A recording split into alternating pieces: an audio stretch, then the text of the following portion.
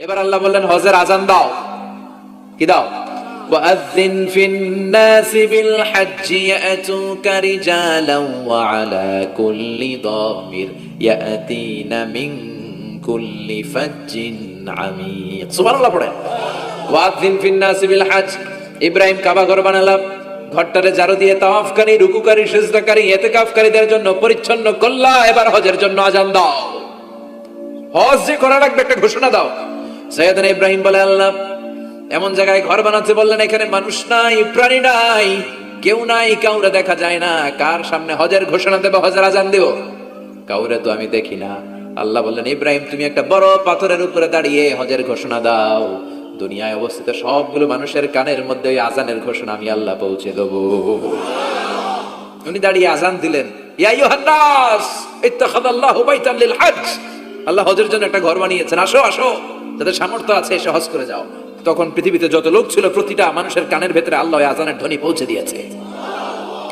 আমরা যারা ছিলাম না, আমরা ওই সময় ছিলাম, কয়ে ছিলেন আলামুল আরওয়াহে, রুহের জগতে, রুহের জগতেও আমরা যারা ছিলাম আমাদের কানের মধ্যে এই ধ্বনিটা পৌঁছে দিয়েছে কে? ওই রুহের জগতে থাকা অবস্থায় যারা আমরা লাব্বাইক বলে আওয়াজ করতে পেরেছি তাদের নসিবে কাবা ঘর জিয়ারতের সুযোগ করে দিবে কে? যারা আমরা লাব্বাইক করতে পারছিলাম তাদের নসিবে কাবা ঘরের জিয়ারত আছে না নাই?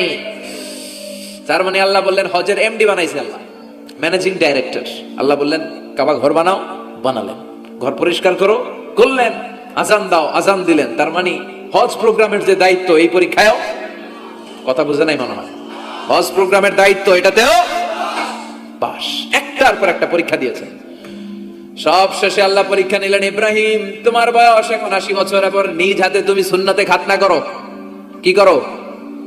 নিজ হাতে সুন্নাতে খাতনা। সহিহ বুখারীর বর্ণনা। ইখতাতানা সাইয়েদনা ইব্রাহিম আলাইহিস সালাম ওহু ইবনু 80 সানা বিল কদম। কুঠার দিয়ে নিজ হাতে নিজের লজ্জাস্থানের সামনের চামড়ার অংশটা কেটে তিনি নিজ হাতে 80 বছর বয়সে নিজের সুন্নাতে খাতনা করেছেন। এমনি এমনি আল্লাহর প্রিয় হয় নাই, এমনি এমনি আল্লাহ লিডার বানায় নাই। আল্লাহ এমনি বলে নাই I am gonna make you the leader, গোটা বিশ্বের মানুষের নেতৃত্ব দেওয়ার জন্য আমি তোমারে তৈরি করেছি। এমনি হয় নাই, একটার পর একটা পরীক্ষা দিয়ে নিজেকে প্রমাণ করার মধ্য দিয়ে তিনি নেতৃত্বের আসনে আসীন হয়েছেন। চিৎকার করে বলেন ঠিক কি না? সে আল্লাহ ডেকে বললেন, গোলাম এই ইব্রাহিমের জীবনে তোমাদের জন্য আমি আদর্শ রেখে দিয়েছি। আমি পৃথিবীর বুকে কয়েকজন নবীকে সিলেক্ট করেছি, তার মধ্যে ইব্রাহিমের মর্যাদা আছে লড়াই। ওনার ফ্যামিলি, ওনার যে ফ্যামিলিটা, it's a blessed family ever in the world. পৃথিবীর সবচেয়ে বরকতময় ফ্যামিলির একটা ফ্যামিলি। এই ফ্যামিলি যেখানেই হাত লাগাইছে ওটা বরকত হয়ে গেছে, যেটা ধরছে মাটি সোনা হয়ে গেছে। কি বরকত! সাইয়েদনা ইব্রাহিম আলাইহিস সালামের পায়ের ছোঁয়া লেগেছিল একটা পাথরে। তিনি যখন কাবা বানাচ্ছেন আর উপরে ওঠে না, বানাতে বানাতে আর নাগাল পায় না, বললেন আল্লাহ এবার কি করি? এই পাথরে দাঁড়িয়ে তুমি কাবা বানাও। বলা হয় যে এই পাথরটা এত শক্তিশালী ছিল, ওনার উপরে ওঠা দরকার, লিফটের মতো পাথরটা উপরে উঠে যেত, নিচে নামা দরকার নিচে নেমে যেত।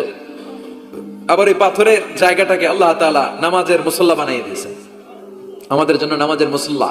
ওয়াত্তাখিযু মিন মাকামি ইব্রাহিমা মুসাল্লা। আল্লাহ বললেন গোটা বিশ্বের সব মুমিনদের জন্য মাকামে ইব্রাহিমরে আমি মুসল্লা বানায়া দিলাম। বিশ্বনবী যখনই তাওয়াফ করে 2 রাকাত নামাজ পড়তেন, মাকামে ইব্রাহিমের সামনে এসে 2 রাকাত সালাত পড়তেন। আমরাও যারা তাওয়াফ করি, প্রতিটা তাওয়াফের পরে এই মাকামে ইব্রাহিমের সামনে এসে নামাজ পড়তে হয়, জানেন না? পড়ছেন না আপনারা? হাজিরা পড়তে হয়। এই পাথরটা এখনো আছে। দেখেন ওনার স্মৃতিকে চির অম্লান করার জন্য, সাইয়েদনা ইব্রাহিমের শিক্ষাকে চিরস্মরণীয় করে রাখার জন্য ওনার ফুটপ্রিন্ট, পায়ের ছাপ যে পাথরে লেগেছে, এই পাথরটাকে কাবা ঘরের একেবারে পাশে 11 মিটার উঁচু একটা ছোট্ট গ্লাস ফিটিং করা, ডিজাইন করা মিনারার ভেতরে ওইখানে স্থাপন করা। যারা তাওয়াফ করে ওইটার পাশ দিয়ে তাওয়াফ করতে হয়, আর তাওয়াফ শেষ হলে ওইটার সামনে 2 রাকাত নামাজ পড়তে হয়। বরকত আছে না নাই? ওনার পা লাগছে, এই জায়গা হয়ে গেছে মুসল্লা। এবার ওনার ছেলের পা লাগছে মরুভূমিতে, ওটা হয়ে গেছে জমজমের কূপ। সাইয়েদনা ইসমাঈল, ওনাকে রেখে হাজার দৌড়াদৌড়ি শুরু করলেন, সাফা থেকে মারওয়া, মারওয়া থেকে সাফা। আহা, এখন এয়ার কন্ডিশন করা 4 তলা, এয়ার কন্ডিশন করা, এত সুন্দর পরিবেশ, এরপরে দৌড়াতে দৌড়াতে আমাদের ঘাম ছুটে যায়। না জানি সাইয়েদাতুনা হাজার কি কষ্ট করে সেখানে দৌড়াদৌড়ি করেছিলেন, না জানি ওনার কি কষ্ট পোহাতে হয়েছিল।